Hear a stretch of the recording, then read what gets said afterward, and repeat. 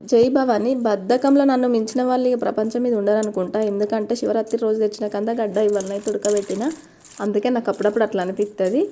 నాకు శివరాత్రి రోజు తెచ్చిన కందగడ్డ ఎవరన్నా ఉడకబెట్టి పెట్టాలని మంచిగా తింటా. ఉడకబెట్టుడే బద్ధకం. నేనేనా, నాకు లాగా ఇంకెవరన్నా ఉంటారా నాకు తెలియదు, కానీ నేను మాత్రం బద్ధకస్తురాలని ఖచ్చితంగా ఒప్పుకుంటా. ఈ కందగడ్డను కూడా ఒక రకంగా కాదు 4-5 రకాలుగా ఉడకబెడతారు. ఒక రకం ఏంటి అంటే కొబ్బరి పీసు మొత్తం చీల్చి నీళ్ళు వేయాలి, దాని మీద అయితే కందగడ్డ పెట్టి కొంచెం ఉప్పు వేయాలి, ఉడకబెడతారు.